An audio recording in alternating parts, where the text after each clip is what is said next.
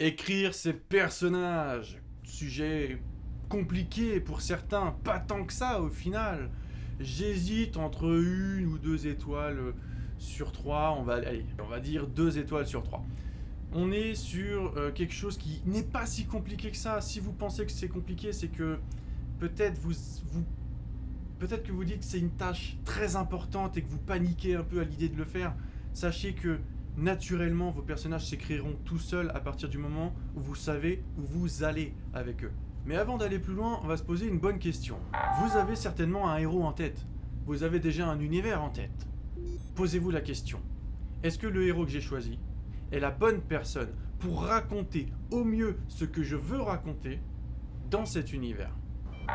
Et là, normalement, viendra un dilemme, c'est que vous allez peut-être trouver un autre point de vue qui serait peut-être plus intéressant, qui permettrait de raconter votre histoire au mieux. Et c'est là où vous devez faire attention à qui doit être mon héros. Si ça se trouve, l'auteur de Death Note, peut-être que son histoire à la base c'était elle, le point de vue principal, peut-être qu'à la base c'était elle, le héros, le détective. Mais après une réflexion, il s'est peut-être dit, et si en fait je filmais ça depuis le point de vue du méchant? Et boum, on a Death Note. Ça sert à ça de changer son point de vue si besoin. La plus grande difficulté au final dans la création des personnages, ce sera de créer une multitude de personnages qui tous devront être plus ou moins utiles et qui tous auront à un moment donné la fonction de faire briller l'univers dans lequel vous êtes. Ou, si vous ne faites pas briller l'univers, de faire briller les personnages principaux. Mais après, il est vrai que dans le manga, quand vous créez des grandes séries, définir le bon nombre de personnages à créer au début, c'est compliqué, donc forcément vous allez en rajouter à force, et c'est très bien d'en rajouter après. Il faut peut-être même pas forcément mettre beaucoup, parce que quand il y a un nouveau personnage qui arrive, c'est un événement dans le manga. Donc c'est important je dirais, d'y aller au début, de mettre quand même des personnages assez conséquents, mais d'être tranquille, d'y aller pas à pas, de se dire, ok, si tel ou tel personnage est inutile pour l'histoire, supprimez-le au début. Peut-être que si vous en avez besoin plus tard, amenez-le dans l'histoire. Mais je suis sûr qu'il y a plein de mangas où il y a plein de personnages qui n'ont jamais été à l'écran alors qu'ils avaient été pensés par l'auteur. Une fois que vous avez créé tous ces personnages, il ne faut pas oublier qu'ils ont une casquette en quelque sorte. Ils ont un rôle dans tout ça. Prenons le rôle du mentor, vous savez tout ce que c'est. Et il y a aussi les strikers, vous savez aussi ce que c'est.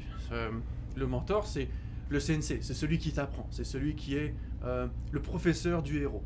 Et il y a les strikers. Ces d'autres personnages, c'est justement les amis. Ça va être le striker comique, c'est-à-dire le débile de l'histoire. Il va y avoir le striker pervers, le mec qui est toujours en train de... Voilà.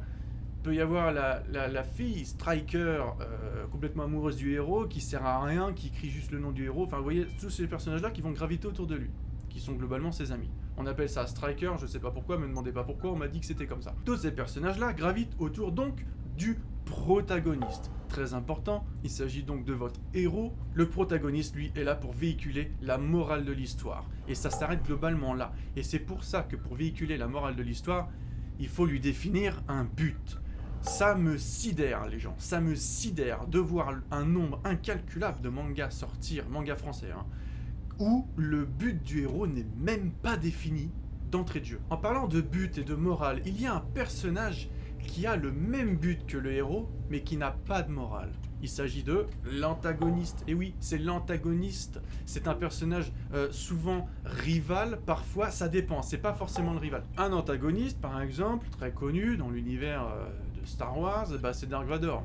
Vous avez quelqu'un qui a le même but que Luke Skywalker, c'est-à-dire que techniquement, il veut la paix dans l'univers, mais il veut l'ordre dans l'univers. Mais la manière dont il va le faire, c'est pas ouf, quoi. Et c'est là où c'est intéressant avec votre antagoniste et votre protagoniste, c'est ce conflit d'arriver au même but, mais de deux manières différentes. Donc nous avons nos deux personnages, protagonistes et antagonistes, qui tous les deux veulent la paix dans un univers donné. Il y en a un qui utilisera la méthode clean et l'autre qui utilisera la méthode pas clean. Ensuite, il y a celui qui souhaite détruire cette paix. Vous le connaissez tous, c'est le bad guy. Alors on appelle le mauvais gars, voilà. C'est le bad guy, donc c'est le mec qui va faire chier tout le long de l'histoire, et pourtant c'est peut-être celui qui apparaît quand même le moins à l'écran. Par exemple, dans Star Wars, c'est Palpatine, vous voyez, c'est le méchant, il est là pour juste faire chier, voilà. Et d'ailleurs, le bad guy sera soit allié avec l'antagoniste, soit essaiera de le séduire pour le ramener dans son camp.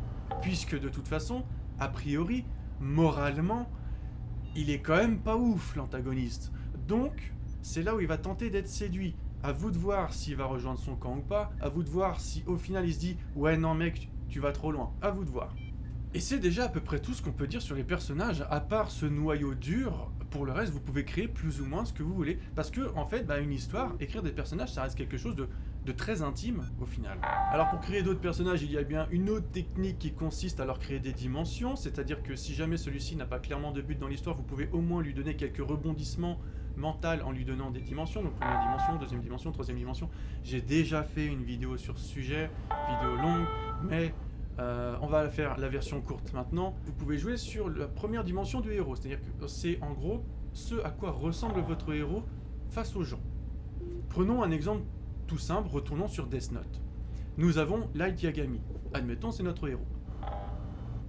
Nous écrivons donc notre fiche perso en disant voilà, ça c'est le machin, voici son background, on va revenir sur le background après. Mais voici son background. Et donc, voici ses dimensions. Première dimension, Light Yagami est quelqu'un de très bien. C'est un jeune élève qui est très très beau, qui plaît aux filles, qui est très intelligent, c'est un bon gars. C'est un bon gars, Light Yagami. On a envie d'être copain avec lui. On a envie de... Ah, Light Yagami, c'est vraiment un type bien. Et il y a la dimension 2, c'est le masque qui tombe. En fait, Light Yagami, c'est quand même un connard, en fait. C'est le mec, il est prêt à décimer la moitié de la Terre à partir du moment où ça pourrait créer son monde idéal. Et ensuite, il y a la dimension 3. Alors, Light Yagami n'a pas vraiment de dimension 3, sauf peut-être à la fin, mais ça on a déjà débattu sur le sujet. Est-ce qu'il en a une parce qu'à la fin il est peut-être amoureux en fait de ceux qu'il a trahis? On ne sait pas trop. La dimension 3, globalement, c'est un personnage qui découvre quelque chose sur lui-même dont lui-même ignore l'existence. Ça peut être un pouvoir, ça peut être finalement quelque chose de moral, c'est-à-dire que dimension 2, le mec, il sait que c'est un connard. Mais peut-être que c'est pas aussi un connard que ce qu'il pense, et peut-être qu'au moment où il va franchir une certaine ligne rouge, il va dire en fait, stop, j'irai pas plus loin. En fait, je pensais que je pouvais le faire, mais en fait, je peux pas le faire. Boum, ça c'est sa dimension 3. Il découvre quelque chose sur lui-même.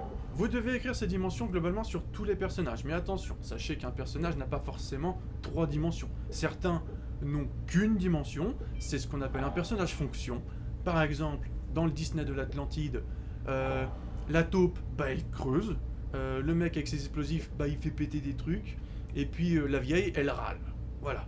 C'est dimension 1, les mecs sont ce qu'ils représentent. Ce sont des personnages fonctions. Beaucoup de gens critiquent ces personnages. Personnellement, je les adore. Je comprends pas pourquoi c'est un mauvais personnage. Moi, j'ai adoré... j'ai adoré l'Atlantide. Certains personnages n'auront que 2 dimensions. Le mec... a l'air d'être gentil, mais en fait derrière c'est un connard, et ça restera un connard, mais globalement il découvrira rien sur lui parce qu'on n'a pas envie de perdre du temps là-dessus. Revenons donc sur ce background très vite fait, il faut bien sûr l'écrire, c'est très important de définir quel est le passé de telle ou telle personne, puisque de toute façon c'est ce qui va définir son quotidien au moment où la caméra va commencer à tourner. C'est-à-dire que votre personnage X sera à tel endroit parce qu'il s'est passé ça avant. Et c'est pour ça qu'il faut écrire un petit peu le background de tout le monde. Vous n'êtes pas forcément obligé d'écrire non plus sa date de naissance et tout, vous voyez. Mais au moins, une petite situation initiale, vous voyez. Et enfin, un petit truc important sur les strikers. Donc sur les amis du héros, que ce soit un striker comique, pervers, l'amoureuse ou je sais pas quoi, qu'importe. Il faut savoir qu'au bout d'un moment, ces personnages-là ne sont pas en accord avec le héros. Pas tout le temps, pas toujours. Même, je dirais même que ce serait très bien qu'ils ne soient tous en désaccord avec une partie du héros. Par exemple, on peut parler de politique, si le héros est de gauche, un de ses amis sera de droite. Et à un moment donné, ils vont confronter leurs trucs. Tu vois, bon, c'est nul, faites pas de politique en manga, je vous dis tout de suite, ne en faites pas. Mais, vous voyez l'idée. Il faut qu'à un moment donné, il y ait conflit entre les deux amis pour justement montrer quelles sont les morales de votre héros. Après, libre à vous de faire en sorte que cet ennemi quitte le groupe ou reste avec le groupe parce que ça le fait changer ou je sais pas. Mais ça peut être des sujets plus graves, comme par exemple un ami qui se dit « tue-le ». Et l'autre il dit « non, je le tuerai pas, c'est pas bien ». Tu vois ce que je veux dire? Voilà, c'est ça. Et enfin, s'il y a quelque chose que je vous déconseille dans tout ça, c'est de peut-être partir sur les fétiches japonais. Alors, on y arrive. Les lolis, les tsundere, les yandere, les déré dans tous les sens, ok? Faut arrêter. Enfin, faut arrêter. Disons que